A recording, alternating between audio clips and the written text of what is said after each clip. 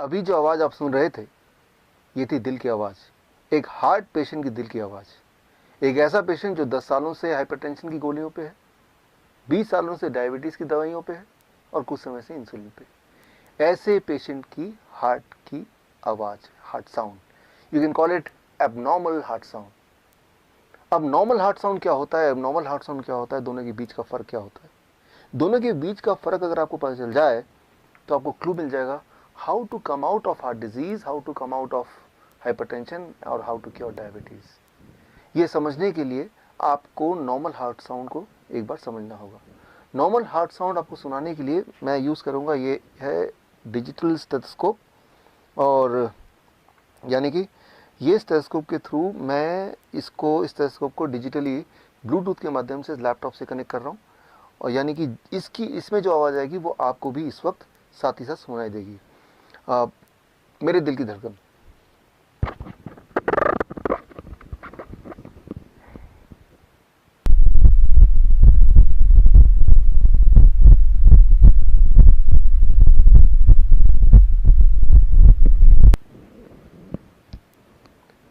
अभी जो आपने आवाज़ सुनी ये है नॉर्मल हार्ट साउंड।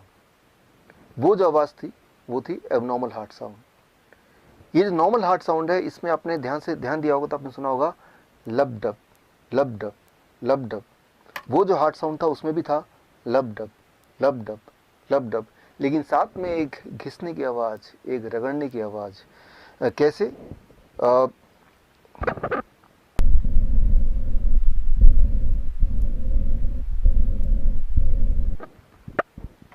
ये जो आपने आवाज़ सुनी रगड़ने की, घिसने की, वो जो आवाज़ है, वो आवाज़ अगर आप एलिमिनेट कर पाएँ, उसको अगर आप एडिट कर पाएँ तो हार्ट डिजीज़ ख़त्म हो सकता है, हाई ब्लड प्रेशर ख़त्म हो सकता है, डायबिटीज़ से छुटकारा पा सकते हैं। लेकिन ये कैसे करें, उसको समझने के लिए आपको एक सवाल का जवाब अंडरस्टैंड करना होगा। सवाल ये लब डब की आवाज़ आती कैसे है, ये आती कहाँ से है? एक्चुअली हमारे बॉडी में वॉल्व्स हैं, वो वॉल्व जब खुलते बंद होते हैं तो उसकी आवाज़ है। एक सवाल मेरा आपसे, हमारे बॉडी में कितने वॉल्व्स हैं? अगर आप किसी भी डॉक्टर से पूछेंगे तो बोलेंगे 4 वॉल्व्स। हाँ, 4 वॉल्व हार्ट में हैं, लेकिन पूरे बॉडी में कितने हैं? A 4 valves, B less than 100 valves, C less than 200 valves, D more than 250 valves. The right answer is, आपको जान के हैरानी होगी कि हमारे पूरे बॉडी में करीब 250 से भी ज़्यादा वॉल्व्स हैं, including the 4 valves in the heart. और वो सारे वॉल्व्स बिखरे हुए हैं, अलग जगह फिट हैं हमारे ब्लड वेसल्स में। हमारे ब्लड वेसल पाइप की तरह हैं, कुछ हैं जो बहुत बड़े अबाउट 2 सेंटीमीटर, कुछ है जो बहुत ही छोटे। लेकिन सारे ब्लड वेसल को एक के बाद एक लगा दें तो करीब 1 लाख किलोमीटर, यानी कि पृथ्वी का 2.5 चक्कर के बराबर। और उन ब्लड वेसल के बीच में अलग अलग जगह पे फिट हैं वॉल्व्स। वो वॉल्व्स की मैकेनिज्म अगर आप अंडरस्टैंड कर लें तो बात सामने थोड़ी क्लियर हो जाएगी। उसको अंडरस्टैंड करने के लिए आप मेरे इस एक्सपेरिमेंट पे गौर कीजिए। एक छोटा सा एक्सपेरिमेंट मैं आपको करके दिखाता हूँ, so that you understand what is valve and you understand the solution how you can get cured of hypertension, of diabetes, of heart disease within few days.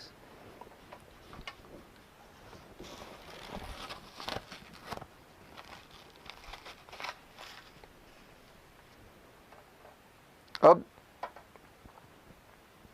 एक छोटा सा एक्सपेरिमेंट आपके सामने to make you understand what are valves and what are their functioning.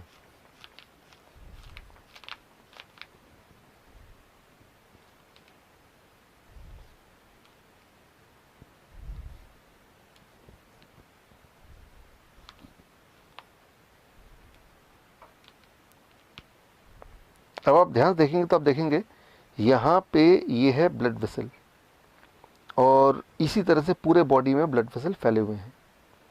अब मैं अपने एक finger से ब्लड वेसल के यहाँ पे मैं इसको अगर मैं ज़ोर से दबाऊं तो ये ब्लड वेसल्स के ब्लड के फ्लो को मैं रोक रहा हूँ, और जो ब्लड इसमें भरा हुआ है उसको मैं अपने थंब से पुश कर रहा हूँ। मैंने इसको पुश कर दिया। अब पुश करने के बाद अगर मैं थंब हटा लेता हूँ तो ये ब्लड वापस नहीं आया, ये ब्लड वापस क्यों नहीं आया? क्योंकि यहाँ पे एक वॉल्व है, वो वॉल्व रोक रहा है ब्लड को वापस आने से। इसका मतलब वो वॉल्व अपना काम ठीक से कर रहा है। सो अब मैंने यहाँ से ये हटा दिया, अब धीरे धीरे ब्लड यहाँ से दोबारा, आप देखेंगे दोबारा से ये फ्लो होने लगा। This is called a normal functioning of valve. लेकिन कुछ पेशेंट्स में, कुछ केसेस में वॉल्व अपना काम ठीक से नहीं करती, यानी कि वॉल्व ब्लड को अपोजिट डायरेक्शन में फ्लो करने से रोक नहीं पाती ठीक से, जिसे कहते हैं वॉल्व रीगर्जिटेशन। और ऐसे में आती है सारी परेशानियां। इसको ज़रा समझें। हमारा जो ब्लड वेसल है उसमें ब्लड फ्लो होता है, जिसके माध्यम से ऑक्सीजन फ्लो होता है, जिसमें शुगर फ्लो होता है, कोलेस्ट्रॉल फ्लो होता है, कैल्शियम फ्लो होता है, मिनरल्स एंड विटामिन फ्लो होते हैं, वेस्ट मटेरियल फ्लो होते हैं, इम्यूनिटी फ्लो होती है, पूरे हमारे बॉडी का ट्रांसपोर्टेशन सिस्टम। और कुछ लोगों के केस में उस ट्रांसपोर्टेशन सिस्टम में, यानी कि ब्लड वेसल में, कहीं कहीं गड्ढे होने लगते हैं, और जिसकी वजह से शुगर का फ्लो ब्लड में ठीक से नहीं हो पाता, शुगर ब्लड में ही ठहरा रहता है। और तब अगर वो ब्लड आप लेते हैं, ग्लूकोमीटर में डालते हैं, तो हाई ब्लड शुगर दिखाता है। या फिर कुछ केसेस में वो गड्ढों में कोलेस्ट्रॉल जम जाते हैं, कैल्शियम जम जाता है, जो ब्लॉकेज बन जाता है। और ब्लॉकेज बनने से ये जो ब्लड वेसल की जो डायमीटर है वो थोड़ा कम हो जाता है। Less diameter means more pressure, high blood pressure.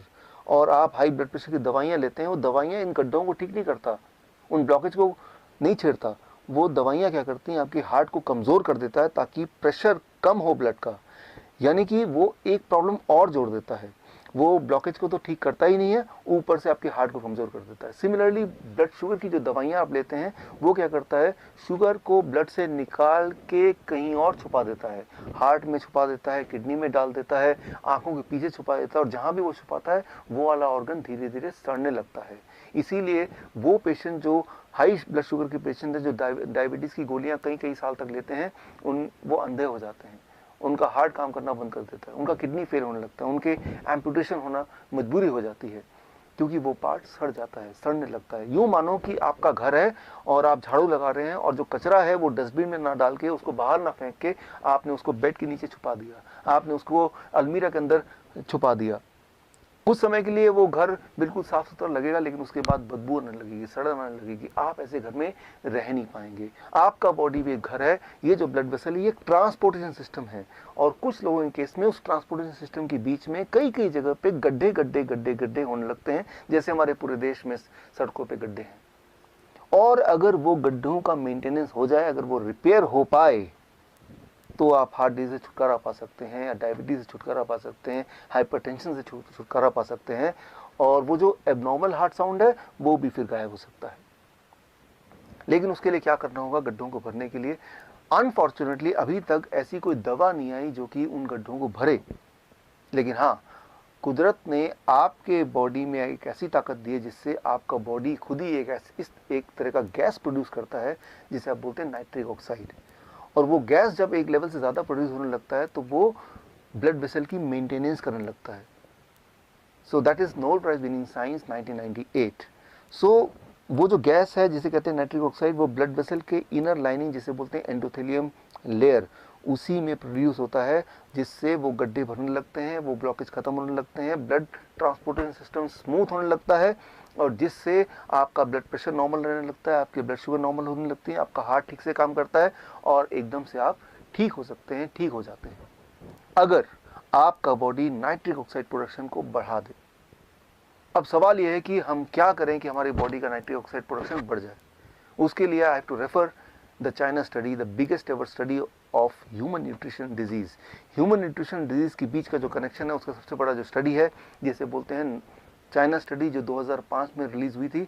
उस स्टडी के अनुसार कोई भी इंसान अगर whole plant food in its natural state में अगर खाने लगे, तो कुछ एक दिनों में ये जो लाइफस्टाइल डिजीज है, उससे वो आज़ादी पा सकता है। लेकिन इसको मैं आपको समझाता हूँ 3 सिंपल स्टेप में, how to implement the China study recommendation in your life in 3 step, so that you can be free of lifestyle disease including hypertension, including diabetes, including heart disease within few days. Those 3 steps are, as you can see on the screen. Step 1, 12 बजे तक जो भी कुछ आप खाएं वो हो सिर्फ और सिर्फ फल, फ्रूट्स एंड फ्रूट्स। कोई भी 3-4 तरह के फल, वो मीठा हो, खट्टा हो, कैसा भी फल, वो केला हो सकता है, आम हो सकता है, चीकू हो सकता है, अमरूद हो सकता है, जो भी फल आपको पसंद हो, 3 से 4 तरह का फल जो अवेलेबल हो लें और वो एज ए ब्रेकफास्ट खाएं। कितनी quantity? It depends on your body weight. Let's say my body weight is 70 kg into 10, 700 grams or more of 4 kind of fruits, 3 to 4 kinds of fruits of your choice. एक बार में खाएं, 2 बार में खाएं, 4 बार में खाएं, 12 बजे तक आपको खाना है सिर्फ और सिर्फ फल, फल और फल। जितना ज़्यादा खाएंगे उतना अच्छा रहेगा, राइट? नो रोटी, नो चपाती, नो चाय, नो ब्रेड, नो बिस्किट, सिर्फ और सिर्फ फल, फल और फल, भरपूर खाना है। अब लंच, जब भी आप लंच में बैठें 2 प्लेट लेके बैठें, प्लेट 1 एंड प्लेट 2। प्लेट 1 में 4 तरह के ऐसे वेजिटेबल जो आप कच्चा खा सकते हैं, खा सकें, जैसे टमाटर, मूली, गाजर, ककड़ी, सो ये इस तरह के, या खीरा, इस तरह के सब्जियां आप लें 4 जो कच्चा खा सकें, और जो कच्चा नहीं खा पा रहे हैं क्योंकि उनके दांत कमज़ोर हैं तो वो थोड़ा स्टीम कर सकते हैं। कच्चा ज़्यादा फायदेमंद है, लेकिन अगर नहीं खा पा रहे हैं किसी वजह से तो थोड़ा स्टीम कर सकते हैं। 3 से 4 तरह की ऐसी सब्जी जो कच्चा खा सकें या स्टीम करके खा सकें वो लें। और कितना खाना है, it depends on your body weight. That is my body weight is 70 kg into 5, that is 350 grams और मोर, या फिर उससे ज़्यादा, 3 to 4 kind of vegetable. This becomes your plate 1। पहले आपको प्लेट 1 इतना खाना है, और इतना खाने के बाद अब प्लेट 2। प्लेट 2 में आपके घर का बना हुआ रोटी, सब्जी, दाल, चावल, vegetarian food with less oil and less salt. कितना खाना है? जितने में आपका पेट भर जाए। आपको लग रहा होगा कि इतना सारा प्लेट 1 यानी कि रॉ वेजिटेबल खाने के बाद क्या मैं प्लेट 2 खा पाऊंगा? पहले 2-3 दिन में शायद नहीं खा पाएंगे, लेकिन उसके बाद आप नोटिस करेंगे कि जितना ज़्यादा प्लेट 1 खाएंगे उतना आपका एपिटाइट बढ़ेगा, उतना आपका हंगर बढ़ेगा, उतना ज़्यादा आप प्लेट 2 भी खा पाएंगे। यानी कि आपकी जो बॉडी की मेटाबॉलिज्म है वो रेट बढ़ जाएगी, आपके जो खाने की कैपेसिटी वो बढ़ जाएगी, और आपका जो एनर्जी लेवल है वो भी बढ़ जाएगा। सो मैं आपको कोई चीज़ मिस नहीं करने बोल रहा हूँ, मैं सिर्फ ये बोल रहा हूँ कि आपके एक्चुअल लंच से पहले प्लेट 1 यानी कि रॉ वेजिटेबल, वो भी एक पर्टिकुलर मात्रा या उससे ज़्यादा, अकॉर्डिंग टू द फॉर्मूला, जैसे मैंने बताया, आपका बॉडी वेट इंटू 5। ये है आपका लंच। डिनर का सिर्फ 2 रूल हैं। पहला रूल कि डिनर हमेशा 7 बजे से पहले फिनिश करने की कोशिश कीजिए, और दूसरा रूल, डिनर में भी आपको वही करना है जो मैंने आपको लंच में बताया, वो है plate 1 end plate 2। Plate 1, 3 to 4 kind of vegetable in raw form, about your body weight into 5, that many grams, and then you can eat vegetarian meal with less salt and less oil as much as you want, right? So ये तीनों step, breakfast, lunch and dinner, right? So ये तीनों main मील, जो step 1 है breakfast, step 2 lunch and dinner में आपको ये करना है। अब final step, that is step 3, क्या नहीं करना है। सिर्फ 2 ही चीज़ मैं छोड़ने बोलता हूँ। एक है नो एनिमल फूड। कोई भी ऐसा फूड जो एनिमल से आता हो उसको आपको नहीं लेना है, जैसे दूध, दही, मक्खन या लस्सी या अंडा या चिकन या फिश, इनको आपको नहीं लेना है, बिल्कुल ज़ीरो कर देना है। एंड नंबर 2, कोई भी ऐसा चीज़ जो पैक्ड फॉर्म में हो या रिफाइंड फॉर्म में हो या डब्बे में हो, जैसे बिस्किट या ब्रेड या रस्क या नमकीन, इन चीज़ों को आपको नहीं लेना है। ये सिर्फ 2 चीज़ छोड़नी है। और हाँ, एक चीज़ और जोड़ लीजिए, रोज़ अपने बॉडी को करीब 40 मिनट सनशाइन दिखाइए। 30 से 40 minute you expose your body to sunshine. That becomes your step 3। If you follow these 3 steps, अगर आप ये 3 स्टेप्स आप फॉलो करते हैं, so within the first 3 days your blood sugar will start coming to normal, यानी कि you will be force to stop the medication, you will be force to taper the insulin. अगर आपने insulin कम नहीं किया या ख़त्म नहीं किया, so you may land up in a hypoglycemic state, and that itself is very dangerous. Within the first 7 days your blood pressure will start reducing. आपका blood pressure कम होने लगेगा 7 दिन के अंदर, यानी कि आपको ब्लड प्रेशर की दवाइयाँ छोड़ना पड़ेगा, आपकी मजबूरी हो जाएगी छोड़ना। विद इन 1 month आपका एंजाइना यानी कि चेस्ट में जो पेन है वो ख़त्म होने लगेगा, ऑलमोस्ट ख़त्म हो जाएगा 1 महीने के अंदर। आप जब चढ़ेंगे 3 मंजिला भी तो आप हाफेंगे नहीं।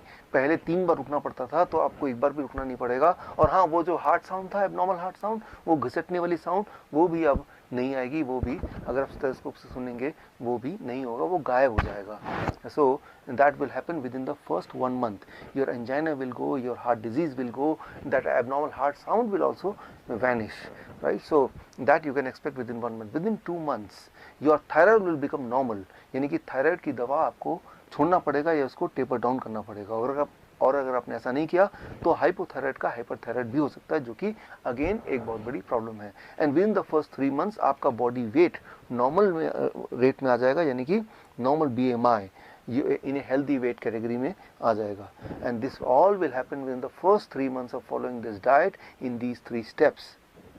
कई बार मेरे पास पेशेंट आते हैं, वो बोलते हैं डॉक्टर साहब मैंने आपकी रिकमेंडेशन को फॉलो किया और 3 महीने के अंदर मेरा ब्लड शुगर, मेरा ब्लड प्रेशर, मेरी हार्ट डिजीज़, बॉडी वेट हर एक में फ़ायदा हो गया, अब मुझे इस डाइट पे कब तक रहना है।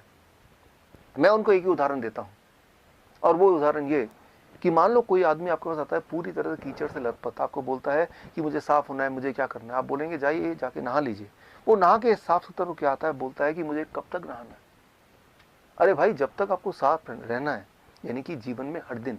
सिमिलरली आपका जो ब्लड वेसल है वो रोज ही टॉक्सिन उसमें भर जाते हैं, जम जाते हैं, और रोज ही उसकी मेंटेनेंस होने की आवश्यकता होती है। यानी कि रोज ही आपके बॉडी में नाइट्रिक ऑक्साइड का एनफ मात्रा में प्रोडक्शन होना बहुत आवश्यक है, और वो तभी हो सकता है जब ये डाइट आप लगभग रोज फॉलो करें। हाँ, एक छूट मैं आपको दे सकता हूँ, दैट इज चीटिंग डाइट। हफ्ते में एक दिन आप कभी पार्टी में जाते हैं, कभी पिकनिक में जाते हैं, कभी कोई बर्थडे एक्सेट्रा में जाते हैं, तो एक दिन के लिए you can enjoy the flexibility, you can ignore these rules and you can eat whatever luxury food you want to eat। लेकिन वो सिर्फ हफ्ते में एक दिन, वो और वो अभी नहीं, आज से 3 महीने तक ये डाइट फॉलो करने के बाद जब पूरी तरह से आप बीमारी से आज़ाद हो जाएंगे, दवाइयों से आज़ादी मिल जाएगी, तब हफ्ते में एक बार you can go for a cheating diet. यानी कि मैं ये बोलना चाह रहा हूँ कि you are enjoying the social celebration also and you are enjoying the good health also। ये डाइट अगर आप फॉलो करेंगे तो आप बीमार पड़ नहीं सकते, और जो बीमार हैं वो बीमार रह नहीं सकते। This is doctor Vishwaroop Roy Chowdhury. All the best. जय हिंद। Thank you.